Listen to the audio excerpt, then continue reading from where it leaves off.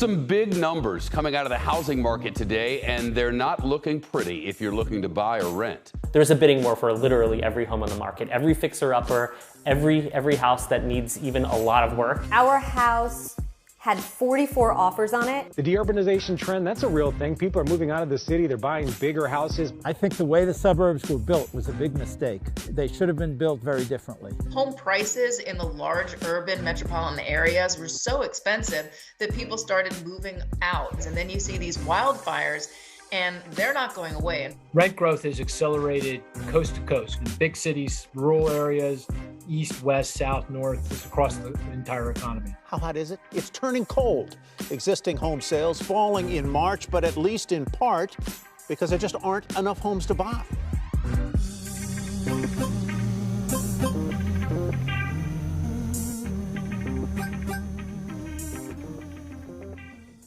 Shopping for a new single-family home in the U.S. is arguably harder than ever before. There's a bidding war for literally every home on the market, every fixer-upper, every house that needs even a lot of work. My neighbors, actually, because we were on vacation, were calling me and texting me saying, like, what is going on at your house? There's people in a line down the block. We saw two people having a fight. With city dwellers emigrating to the suburbs and families looking for home offices and bigger yards, prices for the American dream home have skyrocketed.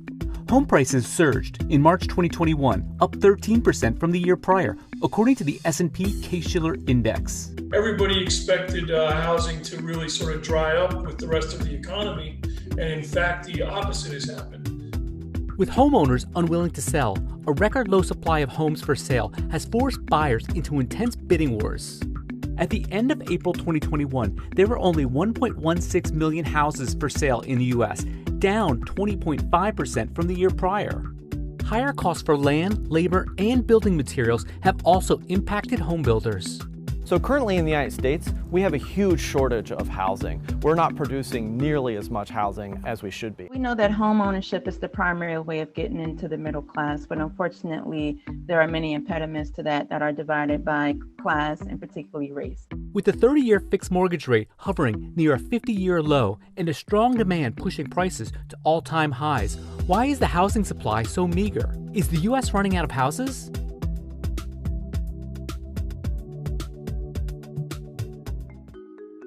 The U.S. real estate market is red hot. Since the start of the pandemic, 5% of buyers who purchased a home did so without even physically seeing the home in person. In many markets, competitive bidding wars are the norm. There's a bidding war for literally every home on the market, every fixer-upper, every house that needs even a lot of work. It's still just a crazy bidding war. Our house had 44 offers on it. With his New York City office shut due to the pandemic and looking for more space for his family, in the summer of 2020, Justin Goldberg and his wife Jessica put their 3-bedroom Bloomfield, New Jersey home on the market.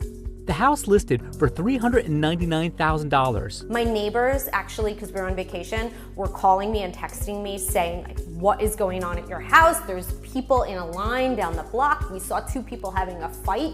With multiple 6-figure offers over the asking price, the house sold for $542,000, over $140,000 more than what the couple was asking for. But the family then found themselves struggling to find a new home. It was definitely a risk for us to take because we knew that the pandemic wouldn't last forever. His job said, you'll be working from home for the foreseeable future, and gave up their office space in the city. With little inventory on the market, the couple signed a 1-year lease on a rental. And on the advice from their realtor, they then modified their house search from looking for a move-in ready home to a fixer-upper. I'm telling you, immediately you walk into the house that you want to buy and you get the feeling. And I got the feeling. And we walked through the house and it was not in good condition. The bones were there, there was nothing structurally wrong with the house. Everything was technically in good shape. Everything that needed to be changed was pretty cosmetic, but every single room in the house needed changes. The family of 4 found a 4-bedroom fixer-upper in Randolph, New Jersey, with more space and a bigger yard. We wanted a bedroom for each of our children, and an extra office or a guest room would have been fantastic. Although the home was already under attorney review, the couple put in a higher bid and ended up buying the house for $555,000. According to experts, a few key steps home buyers can take to navigate the ultra-competitive market include getting pre-approved for a mortgage, finding a good real estate agent, and figuring out exactly how much you're willing to spend. An additional option first-time homebuyers have is to rent the home back to the seller while they look for their new home. My best advice at this time is if you don't want to overspend, go into a house knowing that you're going to do a little work, and you'll probably get it for a better price, and honestly, you can turn it into your dream home. The U.S. has a housing shortage. With potential sellers unwilling to show their homes during the pandemic, in April 2021, there were 1.16 million U.S. homes for sale, down 20.5% from a year earlier. That lack of inventory has helped push the median price of existing homes higher, up a little over 19% from the previous year to a historic $341,600. One key factor in that price jump is with fewer, less expensive homes on the market, sales at the higher end accounted for much of the activity. During that same period, homes were selling in record time too, typically just 17 days on the market. While several large publicly traded companies like NVR, Lennar, Beazer Homes, and Hovnanian Enterprises construct single-family homes, townhouses, and condos, the vast majority of new construction in the U.S. is done by small businesses. Home building is one of the last real vestiges of small business in America. The overwhelming number of housing, and I want to say it's close to 75 or 80%, is built by small businesses, mostly family-owned, all over the country. Those builders have faced serious hurdles in recent years, including pandemic-related supply chain disruptions that have caused a spike in the price of building materials like drywall, steel, and wood. The supply chain is in complete disarray right now from COVID. The poster child for that is lumber. As of May 2021, lumber prices are up more than 300% from a year ago. According to the National Association of Home Builders, rising lumber prices have added almost $36,000 to the price of a new single-family home. An aging workforce and challenging immigration policies have also led to a shortage of construction workers. We simply don't have enough people, therefore labor prices are going through the roof. Labor was a problem for us during the last housing boom and during the recovery, and it's even more of a problem now because in many places it is easier for potential workers not to come back to work and stay on the sidelines. An even bigger problem might be the land that houses are built on. As of April 2021, the price per single lot is up 11% compared to last year. Real estate data firm Zonda said new lot supply is down 24% from a year ago. And the challenge moving forward is infill. How do we invest in cities, into older suburbs? How do we reinvigorate with greater density things like accessory dwelling units for your mother-in-law in the backyard?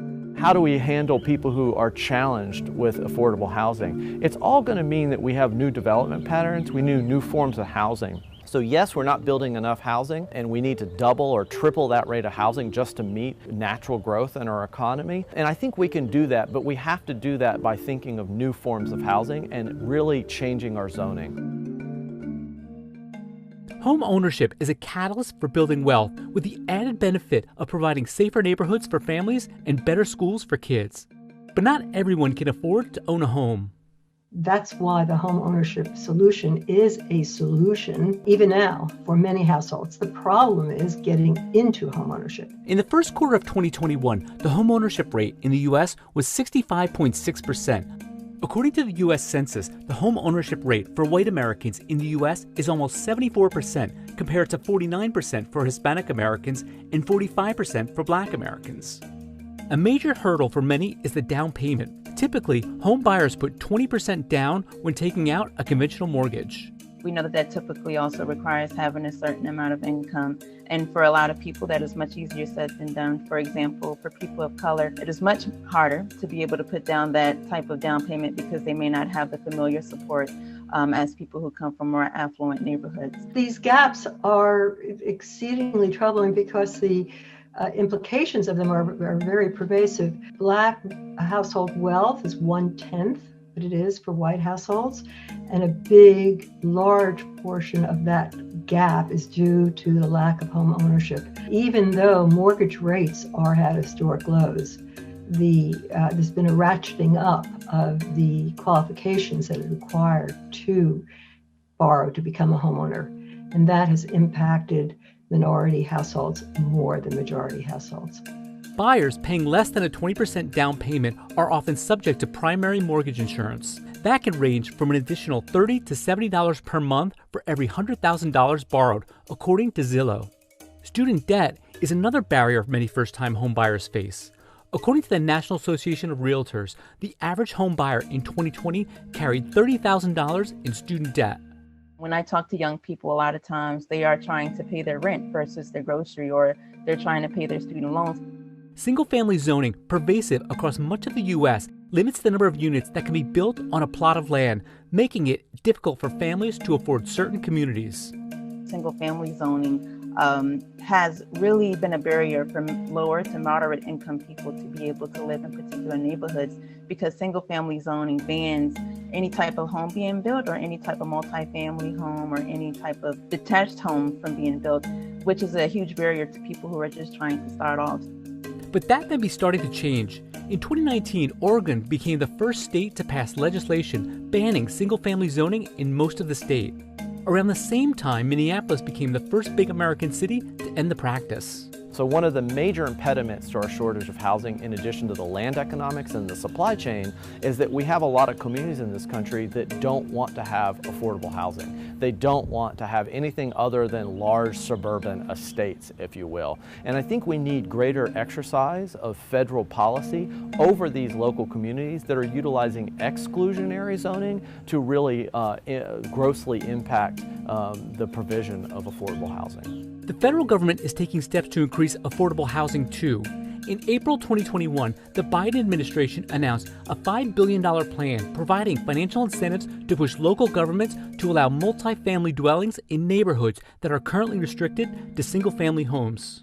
This is a market for housing, for home ownership, for those who wish to get into home ownership and those who are homeowners. People are expanding their homes, they're renovating their homes, they're building out new backyards. So this is a homeowners economy.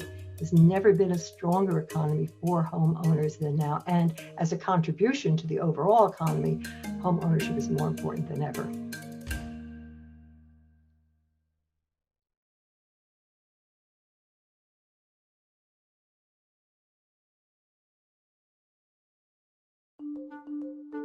Between remote work and the pandemic, more people and businesses are moving to the suburbs. The deurbanization trend, that's a real thing. People are moving out of the city. They're buying bigger houses. We have seen that the housing market was incredible in 2021. The pandemic itself, it has changed housing preferences and location preferences. America leads the world in suburbanization. I think the US is distinctive in that suburbanization has been particularly large in magnitude here in the United States. And it's creeping up again, of course, but there's an opportunity here to rethink some of those patterns and reset the norm. I think the way the suburbs were built was a big mistake. The cities needed to get bigger, but they should have been built very differently. To combat the economic challenges of sprawl, some suburbs are building up rather than out. Where we build housing, where we don't build housing, and what kinds of housing we build have big implications for the economy, for climate, and for patterns of racial and economic segregation. The roads in the sprawling suburbs contribute to the nation's $1.2 trillion maintenance funding gap. How else does suburban sprawl shape the U.S. economy? Over centuries, developers built many homes in a pattern that experts call suburban sprawl. And the farther out you go from the center of the city, we tend to build lower buildings, shorter buildings, more spread out and more space. It gives a little bit more of the illusion that you live off in the country far away from other people. This style of housing is the foundation of the American suburb and the American dream. The one thing it does enable people is to kind of escape the city. So there is a benefit and a cost, and individuals are deciding based on their private benefits and costs and making a decision they think is optimal. Sometimes that can have negative externalities for the rest of society. The New Deal of the 1930s sped up suburban sprawl in the states. The bill created a federal housing administration, which standardized neighborhood design and made mortgages more affordable. And Fairless Hills is typical of the growing new community. The FHA guidelines made country-style living a middle-class reality. They also created problems. They prescribed rules to get an FHA loan. No sidewalks, curvy streets, dead-end streets, and made it hard to walk.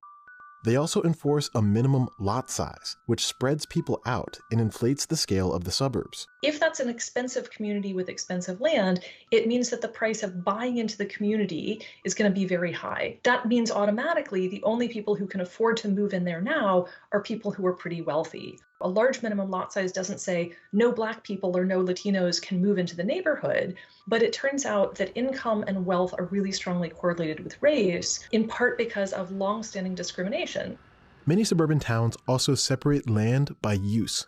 As a result, homes are generally far away from industrial and commercial areas.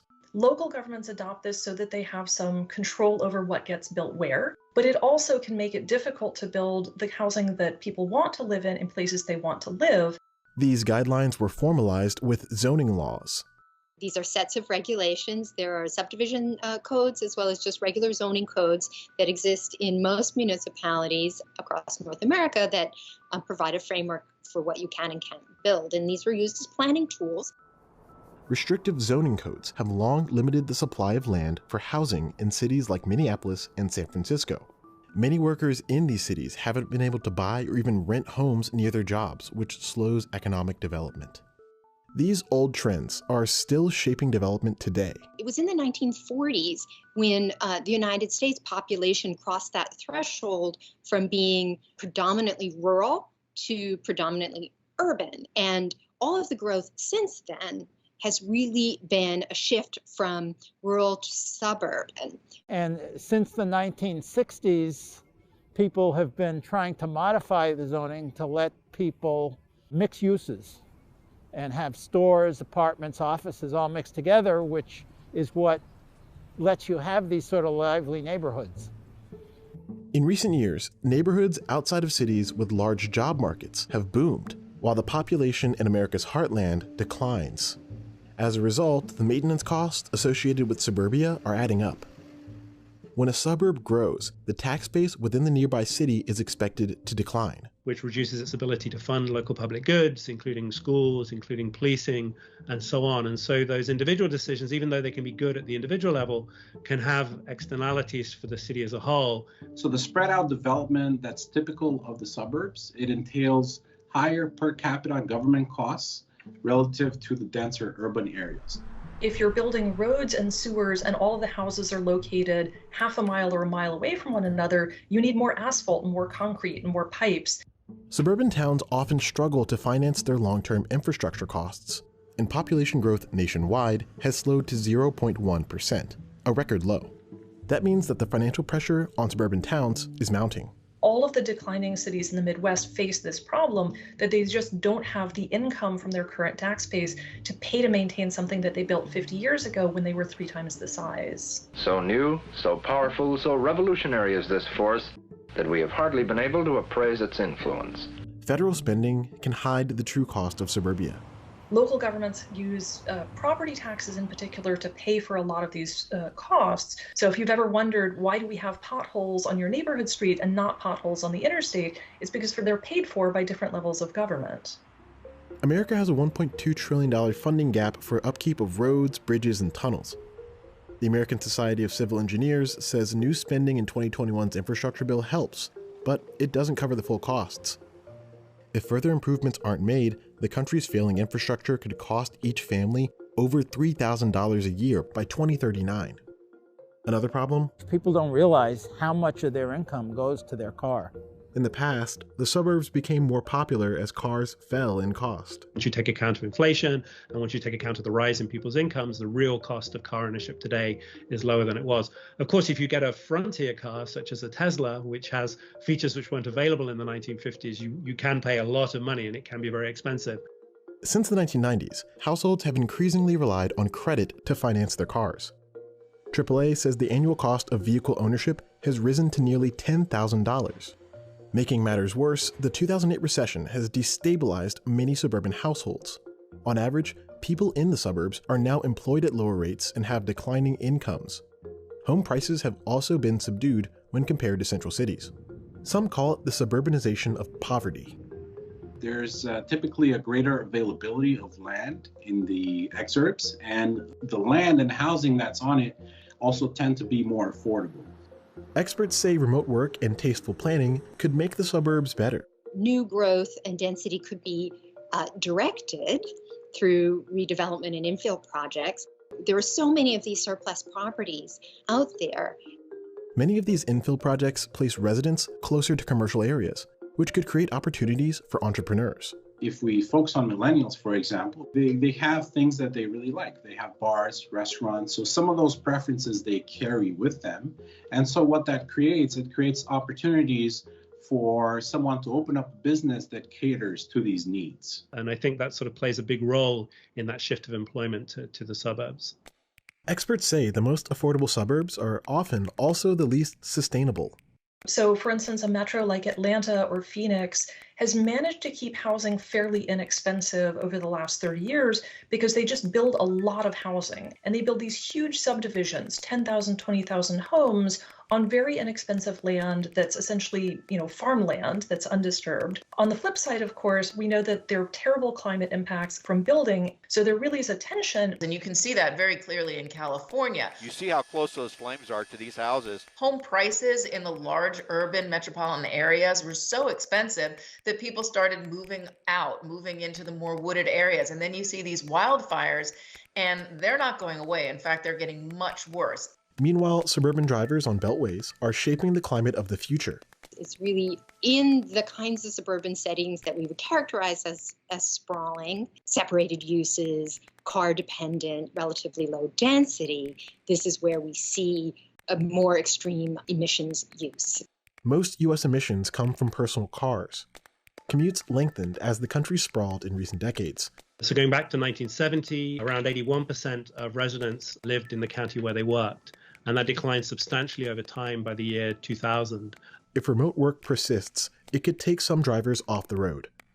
Home appliances are another huge source of emissions. Definitely, when you see more sprawl in the suburbs, you're seeing much more carbon emissions out there than you would in one large building in a city. The U.S. has committed to eliminating carbon emissions from electricity by 2035. But in that time period, researchers expect U.S. auto emissions to remain flat. That's mostly due to suburban drivers. But there's an opportunity here to rethink some of those patterns and reset the norm. So what can be done to improve residential development in the states? Many regions are tackling sprawl head-on. In Montgomery County, Maryland, outside of Washington, D.C., 85% of the available land has already been developed. The county revised its master zoning code to increase the supply of homes along a forthcoming light rail path. This is a suburb-to-suburb rail line.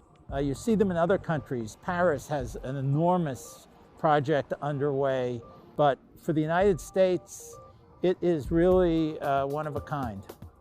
Leaders hope the improvements will take 17,000 daily drivers off of suburban roads.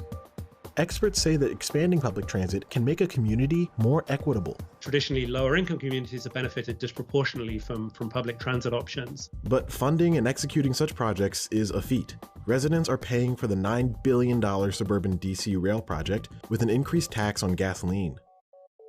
President Biden's Economic Council wants to encourage more changes like this. They have called for a $5 billion grant program to fund communities that abolish restrictive zoning codes. One thing to remember is that every part of the country has some walkable mixed-use places that feel like sort of a main street. And we don't have to invent this for real. We've already done this, just recreate what we used to do. And so that's where we are now, that the kinds of beautiful, scenic, small towns, mixed-use, walkable streets that we remember and we like to visit as tourists pre-exist zoning codes, and in many cases could not be rebuilt again if you wanted to do it from scratch without significantly revising the zoning. Other parts of the world are experimenting with zoning reform too. There's been some very interesting work in the city of Bogota documenting how the rapid bus transit network had uneven effects on low and high income workers in that city. Another study found that changes to the code in Sao Paulo, Brazil, improved the quality of life for renters with college degrees. But those changes also greatly sank home prices, affecting landlords. In America, home builder stocks have wavered as the Fed weighs interest rate hikes A rising rate environment is going to be very difficult for home buyers. It just takes away from potential buyers' purchasing powers. It means they either can't buy a home or they can buy less of a home. And we know that the entry-level housing stock is the leanest it has ever been. Suburban sprawl will determine much about the American economy for the foreseeable future. The development choices made today last for generations. So it seems as though over the medium term, the deck is basically stacked in favor of the suburbs and against the dense urban cores. Ultimately, people are making those decisions for a reason, and it reflects a very kind of fundamental economic force that you see in many places around the world, in many different institutional settings. You know, it took really 50 or 75 years to make the problems of the suburbs, and it takes a long time to undo it.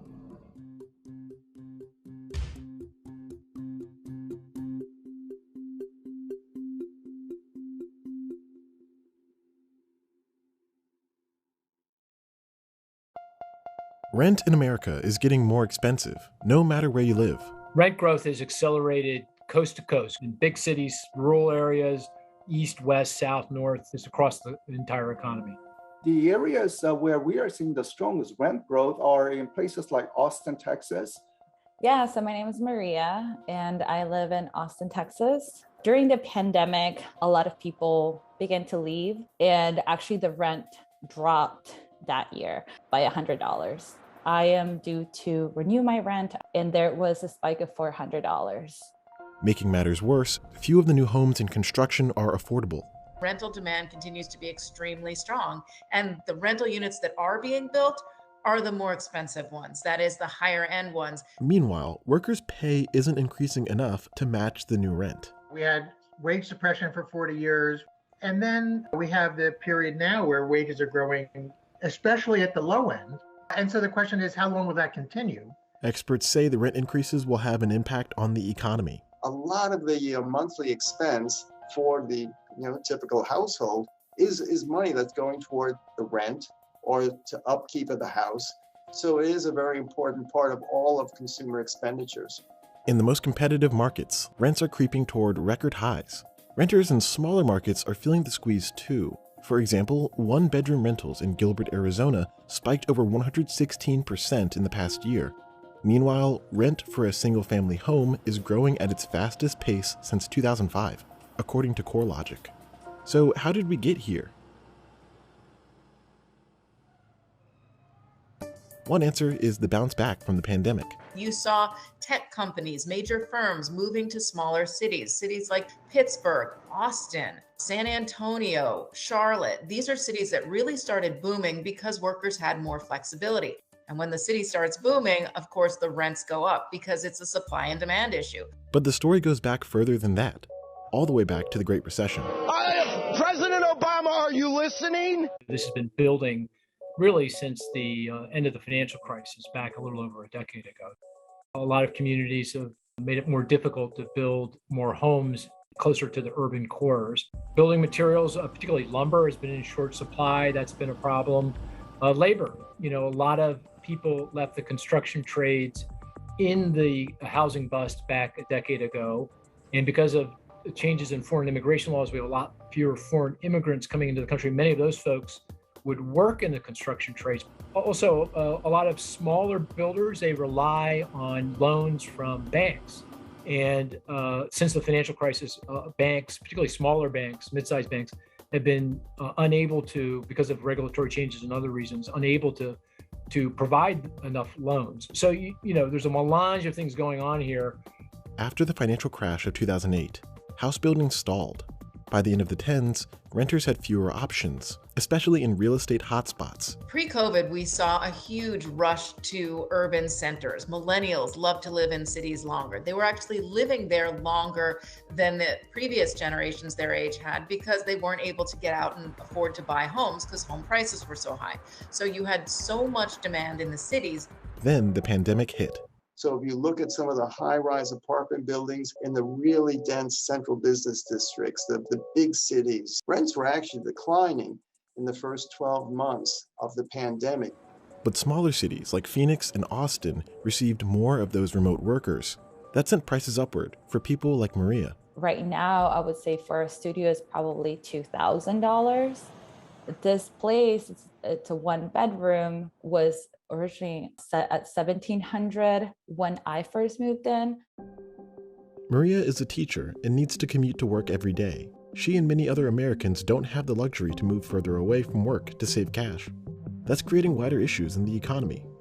There's a lot of evidence that the lack of housing closer to where the demand is in urban cores is having a meaningful negative consequence on long-term economic growth. So if we can figure out a way to change zoning rules and laws and get the lumber and land and labor that we need and able to build closer to where the jobs are, our economy will be able to grow more quickly, more strongly in the longer run. Renters in the traditionally cheaper suburbs are feeling the burn too. Economists say that finding any home to rent right now is uniquely difficult. Because the vacancy rates are really so low. It's the lowest we've seen in a generation.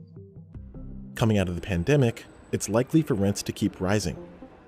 Fortunately, builders are ramping up their building. They can make a lot of money, with rents this high and house prices this high. So they have a lot of incentive to put up more homes, and that's happening slowly but surely. We are seeing more homes put up. So that's a good sign. And we've seen an increase in single family housing starts. That's really important because that's the preferred housing structure during the pandemic. So having investors come in, buying homes, maybe puts a little upward pressure on home prices. Sure, maybe it does. But it does increase the stock of single family rental homes available in the market and should help to moderate rent growth. And in the cities, some realtors are weighing whether to convert their less busy office districts into residential neighborhoods. The idea is to say that there are some empty buildings, brick and mortars already established, but maybe one can repurpose it into residential units. For the short term, renters are dealing with the market. If I had signed the lease, it would be taking a lot of my savings. And so I decided to move to a new building. I'm losing about 150 square feet. These hikes are hitting U.S. citizens at an inopportune time. Over decades, wages for most workers have stagnated. The wages and benefits of a typical worker were suppressed in the period 4 decades after 1979. Growth was very slow. There was growing inequality that worked against the middle, in effect, against anybody in the bottom 90%. In 2019, Oregon became the first state to impose statewide rent control. They cap increases at about 7%. Cities like New York, San Francisco, and Washington, D.C. also limit rent increases. These policies have some benefits. One study found that renters were about 20% more likely to stay in their homes with rent control. Other economists think that rent control does more harm than good. So what history has shown is that by putting a rent control, yes, it benefits temporarily for people to pay lower rent, but that deters incentive to build more homes or provide money for maintenance. So all the housing stock steadily deteriorates over time, and one does not want to see that. So we want to encourage more production. The answer to rising rents may be in the job market. Both Congress and the Fed have pumped stimulus into the economy. It should, eventually, help some workers earn higher wages. There's been a huge increase in the demand for goods and services. So we're going to see a period of sustained low unemployment, I think. This has always led to faster wage growth for those in the middle and the bottom. The other related question is, will we see the structural changes that will build this into the economy rather than be an episode of a period of low unemployment? And I think that will require improving labor standards, putting in the $15 minimum wage, rebuilding collective bargaining. I think it will mean paying attention to maintaining low unemployment. Which means that the answer to rising rents might be getting yourself a raise or finding roommates. They're not building enough affordable housing right now because for builders, the cost of construction is so high due to a high cost for land, labor, materials, shortages for materials, shortages of labor, that they can't build affordable housing. It took us 10 years to get into this, predicament. It's not going to be solved next year or the year after. It's going to be 10 years before we solve this problem.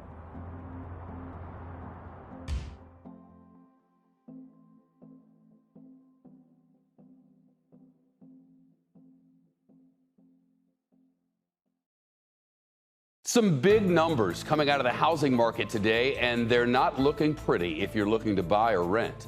It's all getting even more expensive. Home prices in the U.S. have climbed at a record pace during the pandemic.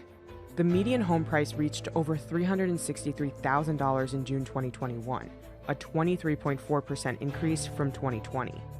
Many of these houses are being sold above their asking price, often entirely in cash, with bidding wars becoming the new norm to weed out the competition. At the beginning of the pandemic, the Fed cut interest rates to zero, and that dropped mortgage rates to historical lows. And as soon as people figured out how to buy a home in a safe manner with like social distancing, people came right back to the housing market. So you can see in just basically the last 15 months or so, we've seen a dramatic acceleration in home price growth to levels we haven't seen in decades. How hot is it? It's turning cold. Existing home sales falling in March, but at least in part because there just aren't enough homes to buy. While the market has cooled down considerably in June compared to its peak, fears of a housing bubble are becoming prevalent among many homeowners. I think it was sticker shock. I think a lot of people got in there and said, I just can't afford this. And that's why home sales came down. Almost every conversation that I've had over the past decade is, well, one, there's this fear that we might find ourselves in another crash, and buyers don't want to be the ones holding the bag in the middle of that transition of a shifting market. If a housing bubble were to happen, it would mean that a very large portion of Americans' wealth are tied up in risky assets, and they could lose a lot of their wealth as soon as those home prices drop. So is America currently in another housing bubble? And what are the signs that can help investors predict an oncoming crash? A housing bubble occurs when strong demand and wild speculation drive up the price of residential real estate to the point of collapse. It's hard to look at any one data indicator to know whether we're in a housing bubble or not. The signs that I would look for are actually more intangible, kind of a mindset that people start to adopt. If people go into buying a home thinking that they're going to get this instant return. If you see a lot of speculators in the market bidding up prices, if you see a lot of people or home buyers buying homes with no money down or very little money down, those are some telltale signs. If you see credit too easy, then that can be a telltale sign as well. If a bubble is left unchecked, supply will continue to rise in order to meet the strong demand, and prices will climb beyond a reasonable amount. When demand suddenly and unexpectedly decreases, it leads to a sharp decline in housing prices, bursting the bubble. Housing bubbles eventually pop because people start to realize that what's going on isn't sustainable. As soon as people, see their neighbor selling their home, and maybe their neighbor accepts a little bit less than what homes were worth when they bought, then they may start to get nervous and sell as well, and then it becomes like a cascade. Bubbles tend to burst pretty quickly. So that's why, one day you might have your home go down in value like 20% because the bubble burst. But sometimes the market requires a more drastic incident to crash on a national level. Catastrophic economic event. That's it. You need a catastrophic economic event to make a housing bubble pop. You can definitely have a pullback in the heat in the housing market, but to really have that market crash, there needs to be that event. There have been numerous housing bubbles throughout history, going back as early as 1837. Compared to other equity busts that occur on average every 13 years, it's far less frequent. However, the International Monetary Fund discovered that housing crashes usually last nearly twice as long with output losses that are nearly twice as large, leaving a much more detrimental impact on the economy. The 2008 financial crisis is a prime example of how a real estate bubble could potentially contribute to an economic meltdown. A lot of people got a firsthand experience in what it's like to see your home go down in value. Some people end up losing their homes if they weren't able to continue making their mortgage payments, and then they couldn't sell at a higher value than what they bought it for, so they would end up having to take the loss themselves or end up in foreclosure. So all of that can be very damaging to people, and I think it's very understandable that people are concerned about that happening again. Demand off the charts, prices rising at the fastest pace in 15 years. But is the market too hot? Is it overheating? A bubble, as they say. So is the recent real estate rush a sign of a housing bubble? According to most experts, the market is shaping up to look more like a boom rather than a bubble. I don't expect that we're going to see a house price crash. I don't think we're in a bubble. We say bubble because we can't believe how much prices have gone up. But really, a bubble tends to be something that's inflated that could burst at any minute and change. And that's not really the case here. While speculation certainly is a factor, the main cause for today's demand is in the low mortgage rates. At the start of the pandemic in March 2020, the 30-year fixed-rate mortgage sat at 3.45%. In July 2021, that number had dropped to 2.87%. We've got 30-year fixed-rate mortgage rates for much of the last several months below 3%. That's a phenomenal rate. It's rock bottom. It's a record low. I don't see them going any lower, but that is one of the reasons why that has led to this pickup in demand to buy homes and has added the fuel necessary to push home prices up. Supply is also an issue. According to the National Association of Realtors, the U.S. has underbuilt its housing needs by at least 5.5 million units over the past 20 years. That's a stark comparison to the previous housing bubble in 2008, when overbuilding was the issue. In my town, which is Marblehead, Massachusetts, as of this morning, we had 17 single-family homes on the market. 17. So, and that's not even considered bad.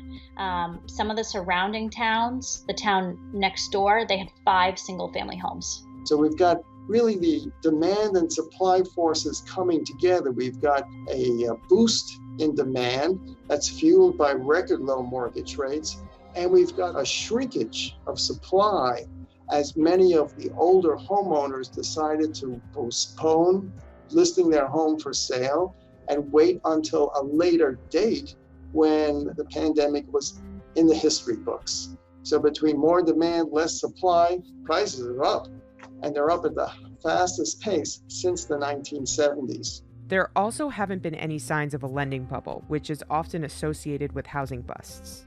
Most of the new mortgages today are fixed rate compared to the riskier adjustable rate mortgages in the past. Subprime loans are those loans made to borrowers or to applicants who have very, very low credit scores. Those are gone from the marketplace. What's also gone are the liar loans. Just about all of the mortgages today are fully documented, documenting income, documenting employment, documenting financial assets, so that both the borrower and the lender have some assurance that the borrower has the financial capability to manage that mortgage loan over time. Furthermore, rapidly rising home prices saw a correction in June 2021 after sales of newly built homes dropped to the lowest level since the early days of the pandemic in April 2020. I think it was sticker shock. I think a lot of people got in there and said, I just can't afford this, and that's why home sales came down. We did see some more supply come onto the market, and that's helpful. And that's a lot of sellers saying, well, if this is the height of the market, I want to get in now. But again, they're not going to get that top dollar if people can't afford it. So I think we're at kind of a turning point, as in the housing market is cooling down on sales, but prices may stay elevated if we don't get enough supply in there to meet the current demand, which does still exist. The U.S. might be safe from a housing bubble at the moment, but that doesn't mean another crash will never happen again. But there are certain indicators that could signal danger on the horizon. What would be unusual, where you should fear about home prices really starting to plummet, is if you look around and you see all this new construction in your neighborhood, and yet home prices aren't moderating at all, despite there being all this added inventory. If you see a whole lot of flips, a lot of investors coming in, doing modest improvements to the home and then getting a whole lot more than they put in when they end up selling, that would be a sign that the housing market is starting to look a little bit unhealthy. While the thought of another crash is certainly scary, experts say that a real estate crash similar to the one during the 2008 financial crisis is unlikely to occur again. The market today is not in danger of a housing bubble bursting because everyone out there who owns a home has a mortgage that was underwritten responsibly. Some of those changes were due to the Dodd-Frank Act, which also then created the Consumer Financial Protection Bureau.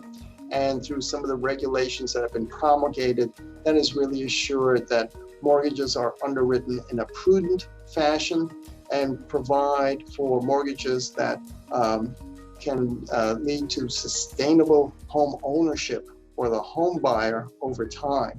But for both current and potential homeowners that remain worried, there are certain measures that can be taken to lessen the risk. If you're a home buyer today and you're concerned that prices are overheating and you're buying at the top of the market, the most important thing you should do is not overpay for your house. If you feel the price is higher than what you're comfortable with, higher than what you think the true economic value of the home is, then step back from it.